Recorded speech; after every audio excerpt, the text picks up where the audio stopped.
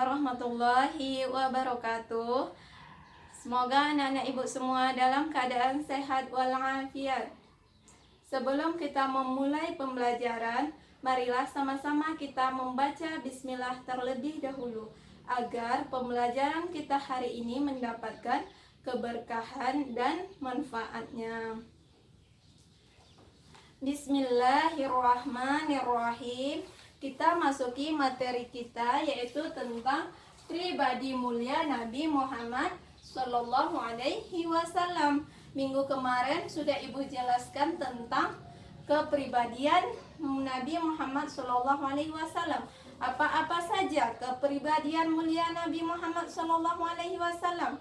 Yang pertama, beliau memiliki sifat sidik. Sidik artinya benar atau jujur, dan lawannya yaitu bohong atau dusta, kizib namanya.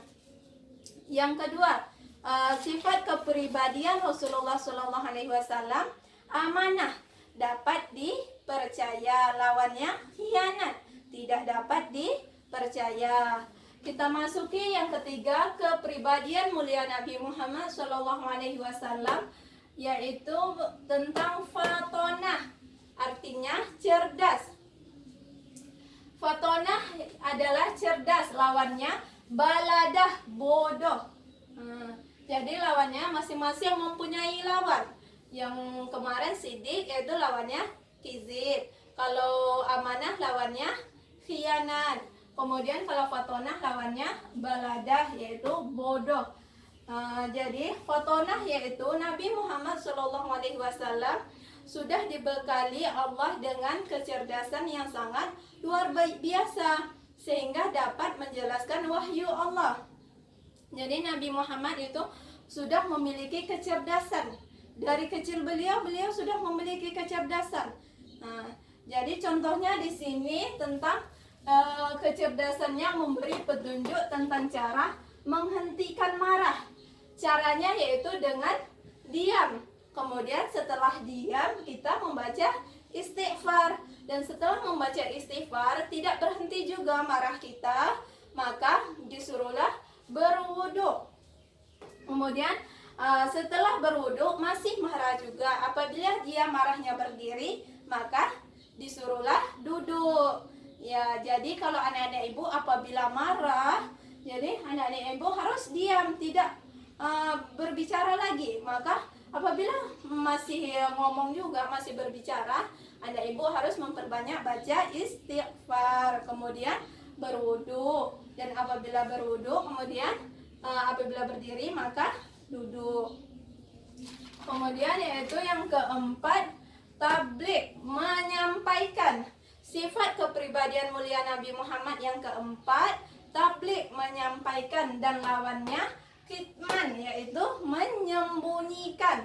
Dan mustahil Rasulullah SAW menyembunyikan apapun informasi yang beliau dapat. Seperti ketika Allah menyampaikan wahyu kepadanya, Allah memberikan wahyu kepada beliau, otomatis beliau akan menyampaikan, yaitu apa yang disampaikan oleh Allah kepadanya, maka itulah yang beliau sampaikan kepada umat-umatnya. Kemudian juga ada contohnya di sini, yaitu tentang ketika turun wahyu surah Abasa, Nabi Muhammad SAW ditegur Allah agar tidak hanya memperhatikan para tokoh masyarakat saja dalam berdakwah, tetapi juga harus disampaikan kepada Ibnu Ummi Maktum yang buta. Jadi kepada siapapun Rasulullah selalu menyampaikan kebenaran. Rasulullah tidak pernah menyembunyikan kebenaran. Pada suatu hari beliau pernah ditegur oleh Allah. Bukan ditegurnya oleh Allah secara langsung, tetapi melalui malaikat Jibril yang disampaikan kepada Rasulullah. Bukan Allah yang menegur beliau, karena Allah tidak bertempat, karena Allah tidak seperti makhluknya, tidak mempunyai suara, tidak mempunyai huruf, tidak mempunyai bahasa. Suaranya Allah, kalamnya Allah itu tidak seperti manusia. Jadi penyampaian wahyu yaitu melalui malaikat Jibril dan disampaikan kepada Rasulullah Shallallahu Alaihi Wasallam. Ada 4 kepribadian mulia Nabi Muhammad. Yang pertama sidik, artinya benar atau jujur. Lawannya kizib, yaitu bohong atau dusta. Yang kedua amanah, artinya menyampaikan. Lawannya khianat. Yang ketiga yaitu fatonah, artinya cerdas. Lawannya baladah, yaitu bodoh. Dan yang keempat tablik, artinya menyampaikan. Lawannya kitman, yaitu menyembunyikan. Jadi Nabi Muhammad SAW adalah rahmat bagi semesta alam. Dengan lahirnya Rasulullah SAW ke dunia ini, beliau merupakan rahmat bagi seluruh alam, kepada jin, kepada manusia, orang-orang kafir, kepada tumbuh-tumbuhan, hewan-hewan, malaikat. Dan Rasulullah itu merupakan rahmat bagi seluruh alam semesta. Dan ini sesuai dengan surah Al-Anbiya ayat 107 yang bunyinya Bismillahirrahmanirrahim. Wa ma arsalnaka illa rahmatan lil alamin. Dan artinya, dan tiadalah kami mengutus kamu Muhammad melainkan untuk menjadi rahmat bagi semesta alam. Jadi Nabi Muhammad itu Nabi kita yang terakhir merupakan rahmat bagi semesta alam. Maka kita yaitu merupakan umat yang terakhir yang paling beruntung, yaitu mempunyai Nabi seperti Nabi kita Muhammad Sallallahu Alaihi Wasallam.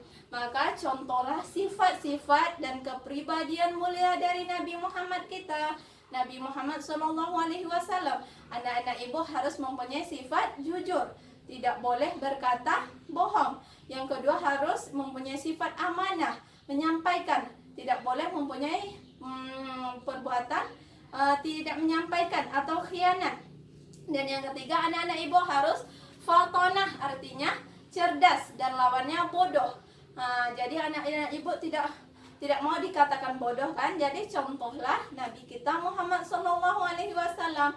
Karena Nabi Muhammad sudah sejak kecilnya dilahirkan sebagai orang yang cerdas.